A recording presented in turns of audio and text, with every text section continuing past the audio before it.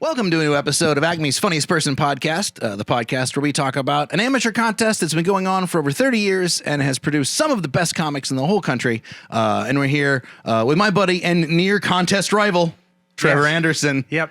Whoa. We were, it's funny, we were, I did feel a little tiny bit of rivalry toward you when we first started because you had some heat and I was the new guy. Right. And you were getting some time here and I was like, he's going to get my spot. We were both like, we both are basically like look essentially the same. Yeah. I was like, if they're going for like a friendly white dude, like, we're because Nate's a dirtbag, you know, he's got his own vibe, but you and I both look like someone that moms like. Yeah. I remember when you, me and Nate got hired because like we were all auditioning around the same time. And I was like, oh man, one of these guys, you know, just do what you can. Didn't feel like two of the three were going to get hired, but one person was going to be out. And then Derek took all three of us over.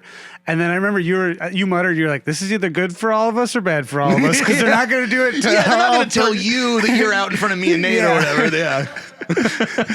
So I was like, okay, cool.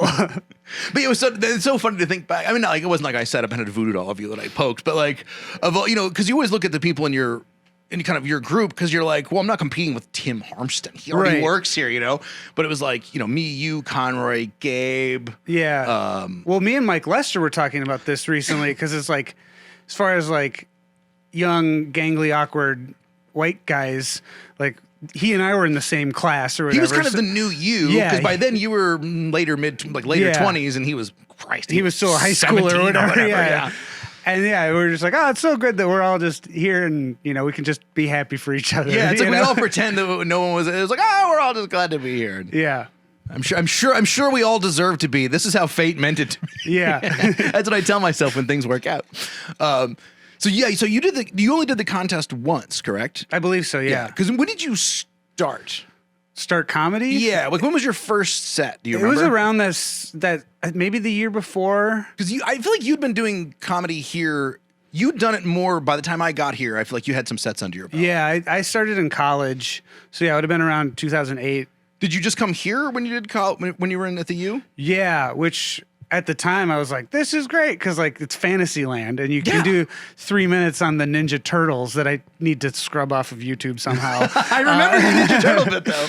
Or put it on an album. Yeah. Hey, just put it on Instagram. It's all just clips. Yeah, just burn it there. But no, and like you could just crush. And then I remember like after going to Acme like a few times and like, use your star and then and then all that stuff. And then I was like, I need to bomb.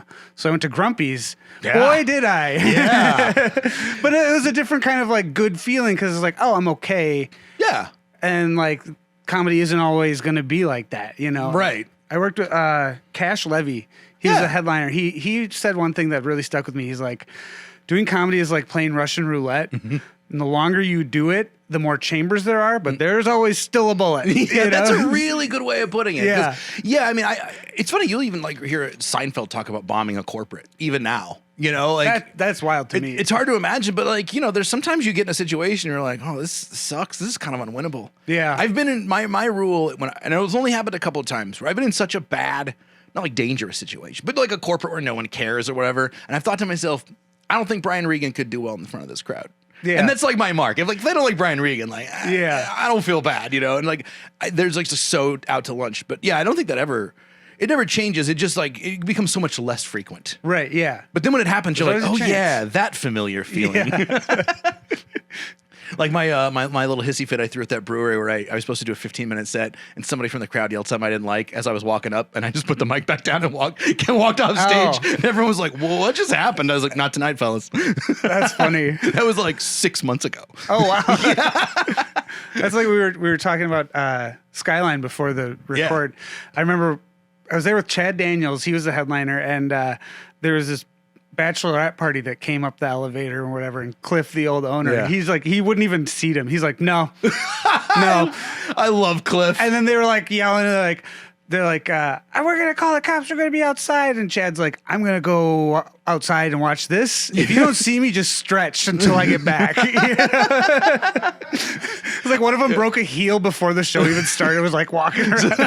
That's perfect. And Cliff was one of my favorite comedy club owners. The only club owner I know who hates the audience more than comics. Yeah. I always appreciated that. If there was an audience that sucked, like he was way madder about it than you were, which I loved. He was always like, the one time I had a really bad headline set, not bad, it wasn't a great headline set, and I got off stage and I was afraid he was going to, it's like, oh man, I'm a headliner. I didn't do that great. And Cliff's just like, these people suck. Why aren't these people better? And he was just all worked up. Yeah, I love you, Cliff. I see why you had to sell the club, though. It's got to be stressful. Yeah. If you genuinely despise the terrible audience members. Yeah. And he's bouncing them himself. But so you started, so you would just do Acme. Like, how often when you started did you do sets? Like once a week, every 2 weeks, kind of? Yeah, it was kind of similar. Like Andy Erickson. Towing your way into it. And I went to college at the same time. Did you know her before comedy? No. Okay, yeah.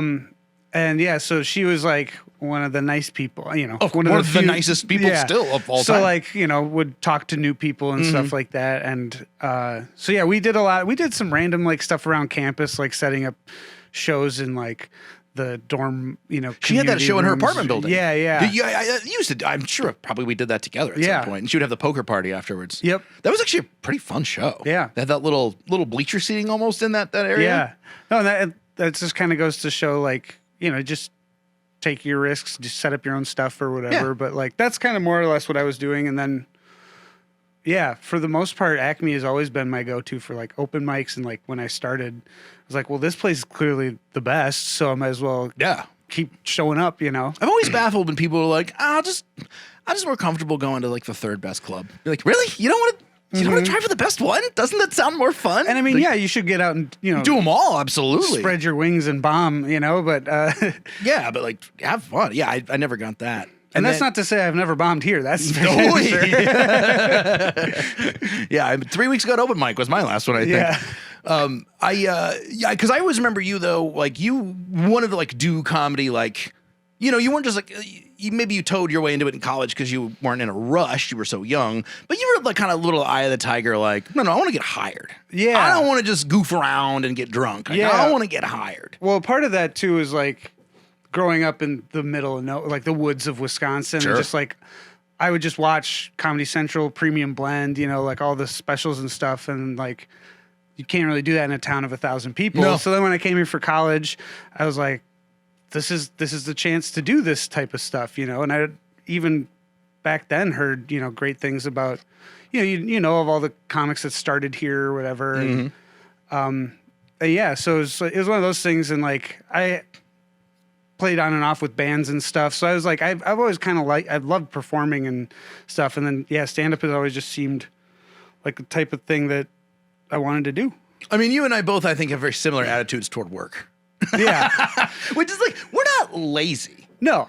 I sent an email before I came here. I sent an email right before you did too. But it's like, we don't really want someone to like tell us we have to be somewhere at like 9, like every day. Yeah. It's like, I'll do some work, but not like work.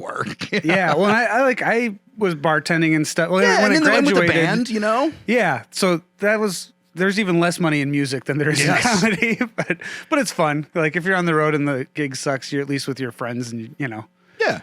But when I graduated college with my music degree, I had already been hired here and was like paying my bills through bartending and performing. So I was like, if I don't do this now, like, I can always go teach later. Right. But yeah, it just seemed so not up my alley to wake up at like 6 o'clock and get the lesson plan, and all that stuff. So it's like, if you can tell jokes, exactly. Try that first. Like, yeah. I'll just marry a lady who has a very good job. We both did a very good job of that, by the way. And to be fair, I was performing before we started dating. So like I didn't trick her or anything. That's the flip is I got married and then I started doing comedy after I got married, which is kind of a betrayal, let's face it. She's rereading the vows like, wait a second. Yeah, exactly. I know there's something in here. There's gotta be something in here about not having to be an audience member all the time. But so you graduated what, 2010, yeah. Yeah. Because I always forget that you were in college. You and Andy was in college still for like the first year I knew her too. And so you're doing the contest and 09, same year I did it. And I as best I can only assume, you were pretty focused on the contest because you wanted to get hired here.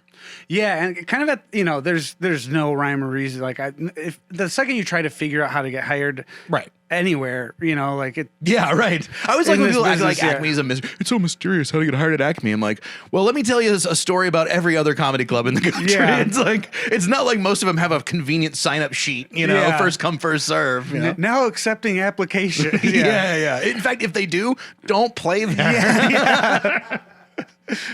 Yeah. No, I think it's one of those things where at the time you kind of like looked at the track record, like, oh, people who did win the contest got, were obviously that's invaluable stage time. And worst case scenario, you're getting free stage time. But because that's the thing I tell the newer people that's different than when we were in the contest was like for the 5 years before us, like 4 of the 5 winners had gotten hired. So it kind of, I remember we definitely kind of had that thought of like, if you win, you'll probably be hired. Yeah. Which is, and of course, in the years since, that's sometimes they do, sometimes they don't, but it doesn't have that track record. But I know that's how I felt like that was the mindset of, to me, that was like, I might be able to get hired here if I don't win.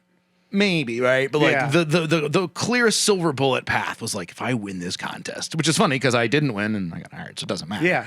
But so I was amped. I was like so focused on the contest that whole summer. Yeah.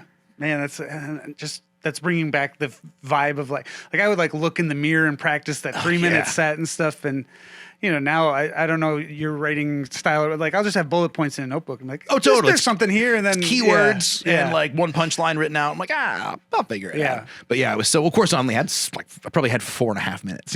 Yeah. So it's like, ooh, which one am I going to put in the 3? Yeah. So did you win your preliminary round, your first round? I believe so. Yeah. And then I think it was the semifinals, I went over my time by 3 seconds, and that's the nail in the coffin. Oh, you can't go. You go by 1 second, you're done. Yeah. And but it's very funny because what was the joke that made you go? Oh, yeah. So I had a joke about being a classically trained vocalist and opera and stuff because that's what people wanted to hear jokes about. Dude, that joke crushed though. Yeah, and then I would basically like the end bit is I would sing this hold out this note a long time. And you really hit the note. You can sing. It's not bullshit. Yeah, it was maybe a little bit hubristic, a little. Well, it was a little bit of a gimmicky closer. I remember being like a little like. I was mad, but only because I was convinced that was going to be the thing that put you over the top in the comic. I'm going to lose because he can sing. Yeah. And that seems like this bullshit. Is a comedy comp. This is karaoke. Exactly. Yeah. But and then because I was convinced that was going to be that if that because we were all close. And I was like, but he's got this really good singing closer that people always clap at. Yeah. Because you hold this note. It's a good contest closer. Yeah. Except when did you get greedy? Too close to the red light. Was like the audience having a great reaction? You just wanted to keep holding the note because I don't think if I knew that the light was like I'm sure I saw the light and then there was the flashing one or whatever. I'm like, this is probably good enough. And then she just went too long. Do you remember who won that night? No, I don't. I wish. They said it would have been me. But sure. Why tell me that? At that point, just say I lost. Or why not tell you that? Yeah, that's true. I remember. But maybe it wasn't going to be me either way. Yeah, Eddie Brill, the old Letterman booker, was like, "Oh man, if I still booked Letterman, you'd be on there today." And I was like, "Oh man, I was almost made that. I was all happy." And then I was talking to somebody else, and they were like, "Eddie tells everybody they were going to be on Letterman." Yeah. I was like, "Well, shit." Yeah. Yeah, I wish I could remember who else was in that. Well, because the finals that year were John Conroy, Gabe Noah, Zach Coulter, me, and Brandy Brown. Oh, okay. But one night of the semis would have had a winner who didn't advance because me and Zach were in the same night. Interesting. So that might have been your night. And maybe the winner from your night just didn't advance at all. Yeah, maybe because the points, it's all cumulative or whatever. Because everybody else won their night, but Zach didn't win. But then he beat me. That son of a bitch. Were you when you went over? Were you pretty? Were you like mad, or were you just like, hey? I was bummed, but it was still a pretty even-keeled guy. Yeah. Well, I think the thing that helped me stay not bummed was that like afterwards, I like got to hang out. Like we ended up hanging out with like Chuck Bartel and Tim Harmson were the co-headliners, and like I was just kind of tagging along with the like I had gotten enough cred or whatever that I could tag along to this like after party. Oh wow, you went to another bar? No, it was like on top of a condo rooftop. Oh, Tim's condo. Yeah. And I was like, this is incredible. Like, so I was, bummed about the contest, but like just hanging out with real comedians. I'm like, oh, you guys like are real comedians and like don't think it's weird that I'm here. And like, yeah, that's interesting. That is a nice little consolation prize. Yeah. And it was fun. And then like the MC, I won't say their name because the rest of the story is pretty funny, but as long as they're okay being the punchline or whatever. I mean, obviously it's somebody I know. Yeah. I'll tell you later, but, but so we went back to my apartment afterwards and we kept drinking there and they were like, oh, well, I'm going to drive home. Like, no, you're not going to drive home. This was like pre-Uber and stuff. Oh, yeah. And I was like, my roommate's out of town. He's back visiting his parents in China. And you can crash at his place. Peter Wong? Yeah. Yeah, what a great guy. I love that guy. He's awesome. Yeah. He's God, we've known each other a long time. Jesus, it was 15 years ago. And I was like, yeah, my roommate's out of town. Just crash on his bed. No big deal. Yeah. And that seemed pretty appealing to this person instead of sure driving home under the influence. And next day we woke up, we had like coffee, we went and got like Chipotle, and we were like talking comedy the whole day. We're like, oh, and then like I got this idea for the sitcom, and then we were like, oh, we could have, like we were like casting the sitcom with local people, like, oh, and this person could be that, and it was just great. And then like he's like, all right, well, I gotta get going home, get ready for the show because they were working the week. He had the whole week, yeah. And I was like, all right, cool, see you later. They left, and then I went in to like close the window in my roommate's bedroom. And I noticed, like, I was like, did it rain the night before? I know it was. It was the famous couch pisser. Yeah, except for this time it was my roommate's bed. And I was like, oh, man. So I washed my hands, obviously, after, like... Sure. Once you discerned. She's like, that's what that is. And then I was going home to my folks just live outside the cities, so I frequently would go to do laundry and stuff. And I brought all my laundry and my roommate's sheets. And my mom was like, why are you washing your roommate's sheets here? And I was like, oh, I don't know. He doesn't do it that often. He's out of town. I'm just a good roommate. I just thought it'd be nice. And she's like, oh, that's very nice of you. You didn't want to say like, so these new people I want to be friends with, some of them pee on things after colleagues. They drink. Yeah. My aspiration is to be like this guy who peed on Peter's bed. But then, of course, I never put the sheets back on his bed. So he came back from China. He's like, hey, why are my sheets not on my bed? And I was like, oh, I just washed them to be nice. And he was like, that is so nice of you. So yeah, he never knew. No. That's so funny. We hung out the whole day. Me and this other. Would have been nice to mention. If I woke up that way, I'd be like, lunch is on your own. I'm out of here. Like not. Let's go to Chipotle. There'd be a Dear Trevor note on the on the thing. Well, because I mean I know who you speak of. We won't out him, but famously it would be like, dude, can I crash your place? It's like, you got the bathtub. He'd be like, I got the bathtub, and he would just sleep in the bathtub. See, and I didn't know that. Had I been working here, yeah. Oh no. And he'd be like, I'll be in the bathtub. I'll see you guys later. I mean, it's not like he did this when he wasn't drinking, obviously. Right, yeah. But it was pretty reliable if he piled on enough of them. I didn't know that though. Yeah. Well, so you had a really eventful contest night. Yeah, that's maybe why I don't remember who else was in it. I was very focused on the aftermath, so to speak. Did you go to the finals that year, or did you just like avoid it? Probably not. Well, now that you mentioned the lineup, I feel like I did go check that out. That's I kind of think I remember you being there. I don't because I like all those. I like all those comedians, so I was like, yeah, might as well go watch.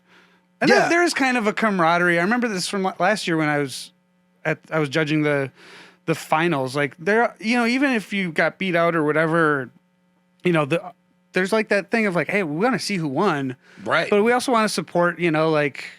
Because they don't work here, and this is a big opportunity for them to like get the stage time. And there's usually somebody you favor a little bit. You're like, I really like that guy. I really like that girl. I hope they win. Were you on the show last year, or were you just judging? Yes, I think you did a set, right? I did the opera joke that cost me the set. That's right. And guess what? Still crushed. That's right, because it was Tim, it was me, it was Tim, and then a bunch of people who didn't win. That was the whole gimmick. It was all people who lost, and then Tim headlined and he won. Yeah, because I was on the show with you because I lost. Yeah.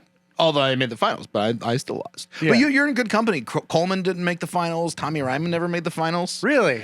Yeah. Huh. Nate got bounced from his first year. He didn't make even the semis, but then the next year he got second, which he's still this much mad about. Just a little bit. Yeah. So it was funny. I don't even have to ask. I know exactly when you got hired because you would have got hired. It was like last week of 2010, I think. Yeah. Wasn't it? Yeah, because my first week here was with Jackie Cation. Yeah, but we did that show with Slagle over the holidays. Yep. Me and you and Nate. Yeah, that was our first. That was a really cool way to like kind of because that's a interesting time for booking and shows and stuff like right over Christmas. I think it was like the 3 days before they were Christmas. Still great Eve. Shows, They were sold out. It was really fun. Yeah. Yeah. So, but then after that, you did. So it's interesting because I know you ran the light in this one, but you won a pretty big contest really shortly thereafter, which was for the Aspen Comedy Festival? It was the Rooftop Comedy Festival. Rooftop in had taken Aspen. over the Aspen. Yeah. Right. So I don't know how much of it was just a rename or whatever, but yeah, it was a big festival at that point still though. Yeah. Oh yeah. There was, huge people that, there was. I bet a lot of those people, if we went back and looked at the lineup, I bet you'd find a couple of names of people who are doing comedy now. Oh yeah. From people that I did the contest with. Blake Wexler was in that? Yeah, he was. No kidding. That's how I met him. Yeah, I did not know that. And I thought he was younger than that.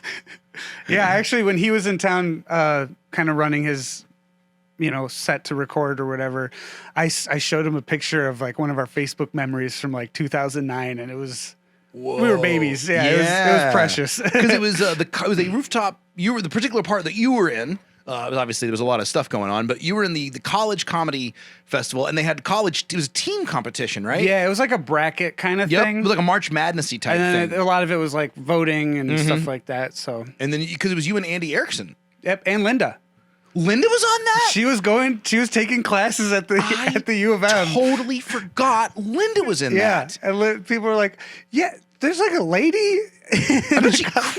Yeah, she destroyed. Yeah, I mean, she's so funny. Andy and Linda did a lot of the heavy lifting on that. And, well, was it just the three of you? Or was there a couple of others? Bradford Peck. Oh, Bradford Peck. He was, he was not bad for a new guy. No, he did the thing where he's like, I'm gonna be a doctor and move. Yeah.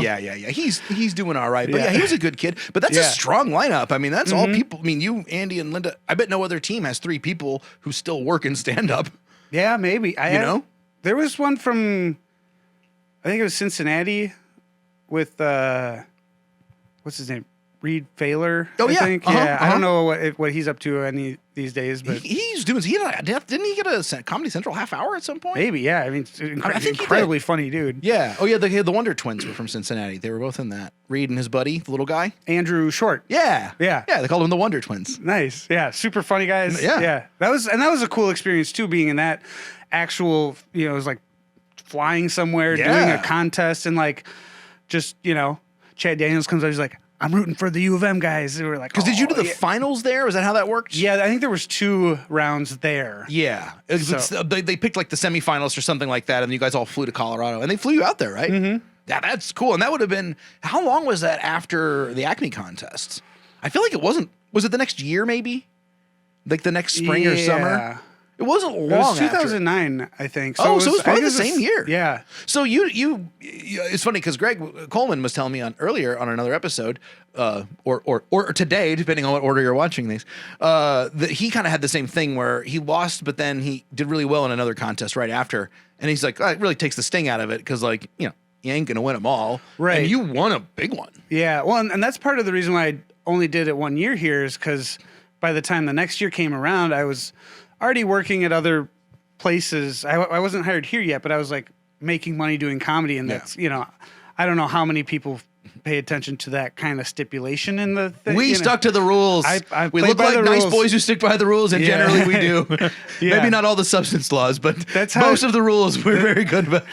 But I did the same thing because I don't know about you, but I remember thinking briefly right after I lost, like, oh man, I could just like really button down, and I think I can win next year if I like don't get paid. And like a month later, I was like, nah, I'm gonna get paid. Yeah, well, I remember Cy Amundsen was saying, he's like, no, don't take those weeks, because he was really in my corner early on, and just kind of like helped me kind of figure out the kind of ins and outs of like, okay, you actually want to do this, like he was saying like, don't take work at other clubs. You got to do the contest. Because, again, that was the prevailing, Yeah. you got to win the contest. I was like, I really love Acme, but I want to be a comedian. Yeah, and it feels like turning down work. Mic, right? Like, I'm not going, but the whole year's a long time and a lot of stage time to potentially have to turn down. Yeah. Especially, and although also, did you guys win money?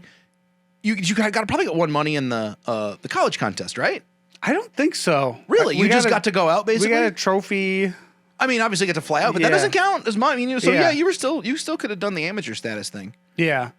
But I mean, think about it. If you would have waited, I mean, even if you had a great set, you would have been against Nate and Knutson. So it's like, I mean, that's still a really tough draw. Yeah. So it's like, that would have been frustrating to wait that long and then be like, oh, great. Now I've got maybe a 1 in 3 chance of like making this. Plus, whoever else was in the, there's always people that are like, who's that person? Why are they so good at this? Like, the Brooks Robinson I mean, I know Andy Duong, who won it last year, had been doing it a little longer than I realized.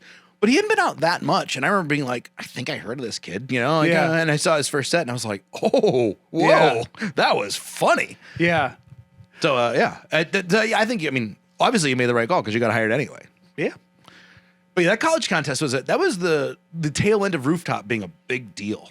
Yeah. Like being in with Rooftop at the time was like, oh, because they were really pushing, like they had a lot of they were getting on the clip game or like getting but also they did kind of get on that earlier than almost anybody, and because of that, not necessarily in the best interest of the comedians, Yeah. So now it's like we're just giving our own stuff away for free. Back then, they were doing it for us. That's a good way to put it. Like, at least now we exploit ourselves. Well, I remember because you'd sign a thing if they had a camera in the club or whatever. I know they had one at Skyline, and I think they had one here for a little bit. They absolutely had one here. And I had a friend who's like in Madison, who's like Wisconsin. He's like, I heard you on the radio. I'm like, what? I had the same thing happen. I'm not getting any money for this. Like, honestly, it was probably an open mic set that I wouldn't have recorded. 1,000%. I had the same thing happen. Somebody called me from quite far away. I don't remember where it was. It was many states away. And they were like, dude, I just heard your saddest petting zoo joke on the radio. And I was like, where are you? And they were in a different state. And I finally called around and a radio guy explained to me that they would get these radio packages. Yeah. And these syndicators. And they're like, here's a bunch of material you can play as bumpers. And Rooftop was just wholesaling our material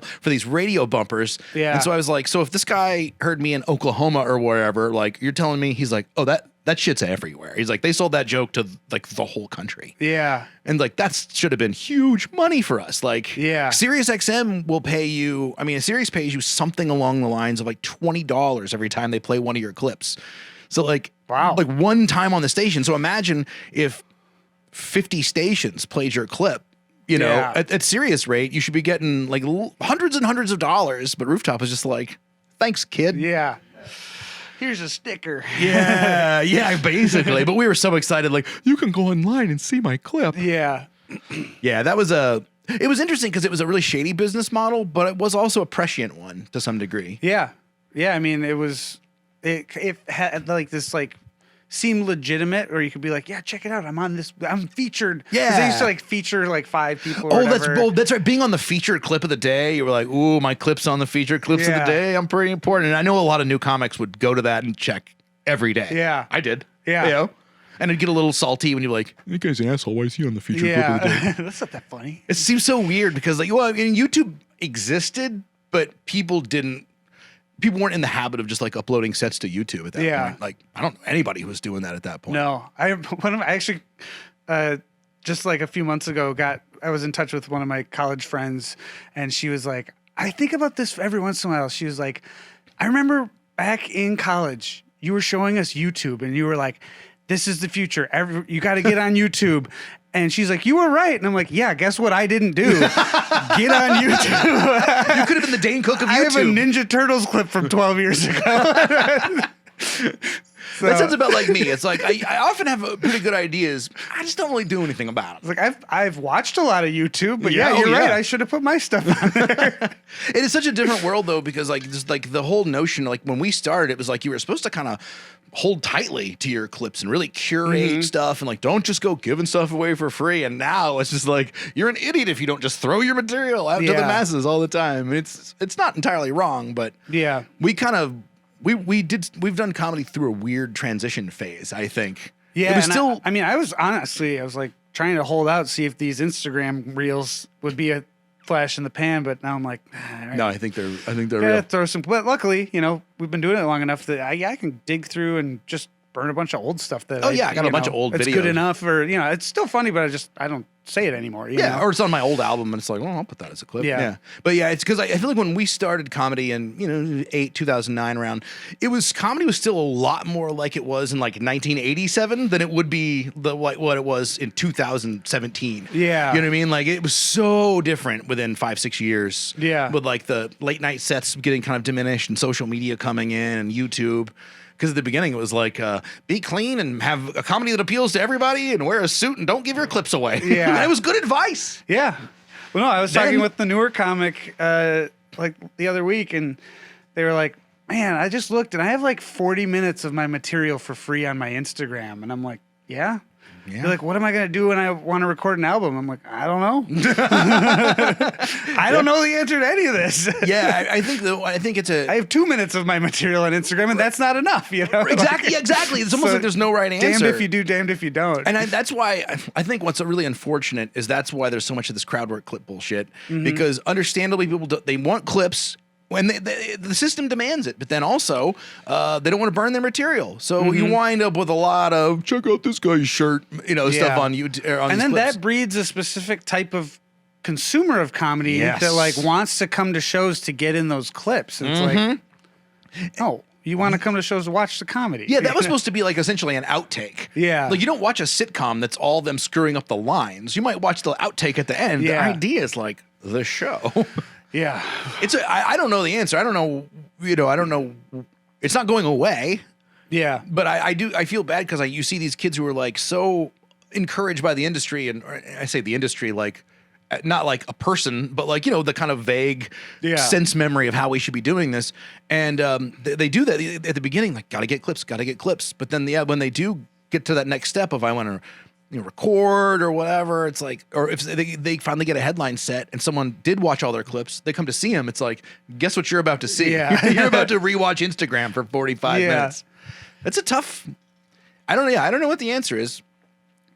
Me either. Yeah. Oh, if someone knows, please write in and tell me, and then I'll tell Trevor, and then we won't tell anybody else. It'll be our secret. We will be fine. Maybe we'll tell Nate after we do our thing. Yeah. It's only right. Only fair. So yeah, we've just been kind of humming along. Have you done, because you haven't really done any big contests since then, have you? Or like, have you done festivals that had like a contest component?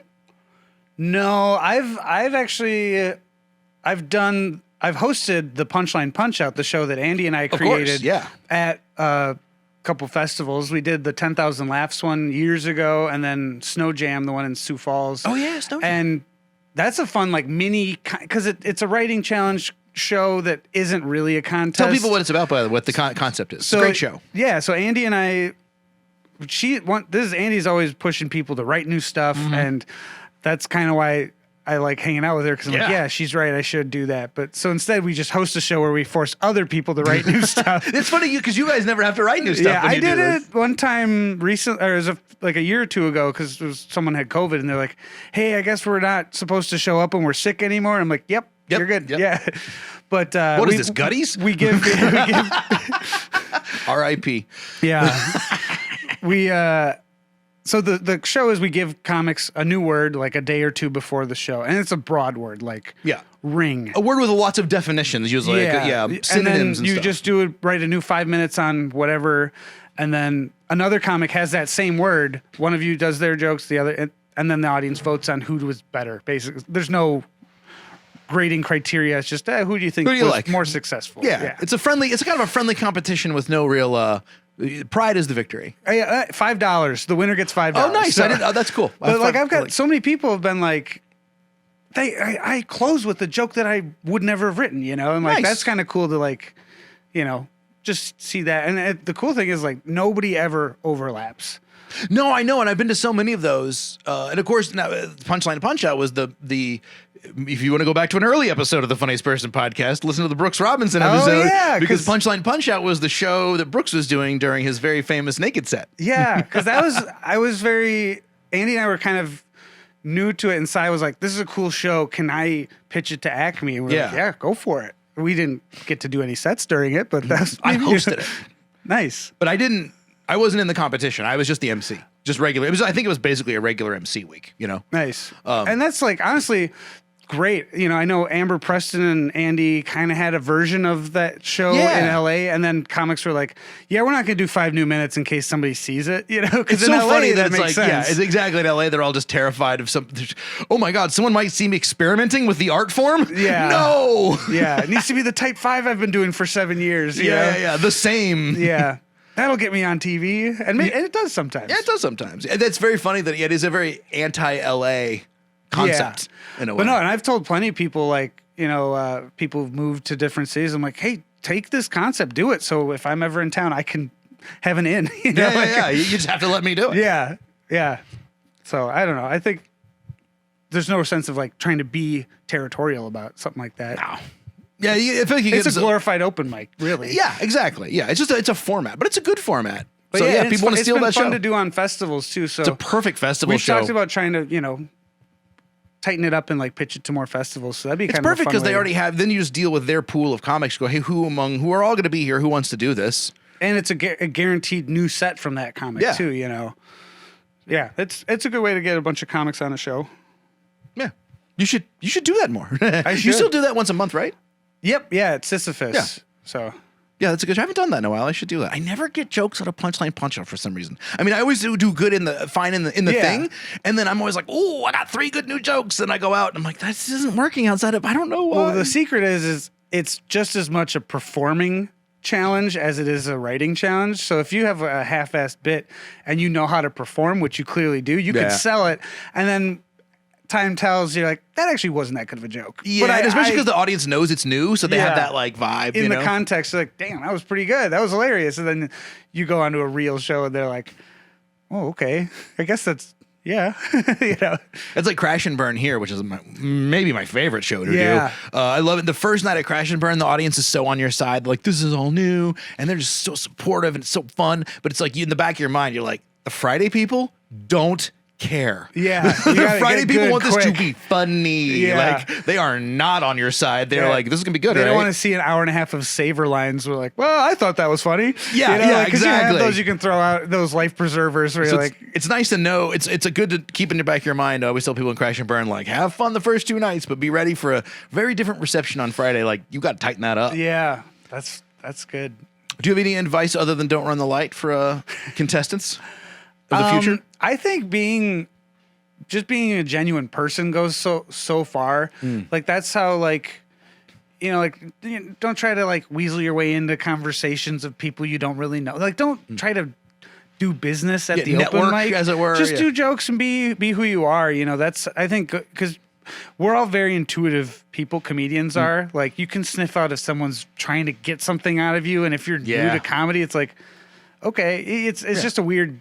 Yeah, most of us are bullshitters. We recognize bullshit. Yeah. It's like, I usually bullshit people. You're bullshitting me. So yeah, I think just being a nice person and like, and you know, doing new jokes as much as you can, but like also don't be afraid to like, don't think, oh, I have to do a brand new 5. Like you still want to do well. Yeah. You know, so like maybe do a brand new 4 and then close strong so you don't throw off the momentum of the show or whatever. Yeah. But, you know, that's something that I probably, if I look back, haven't done enough of. You know? Well, it's more great advice we don't take. Yep, yeah. Well, thanks for coming out, Trevor. Yeah, thanks for having me. We'll see you again soon. Yeah, thanks.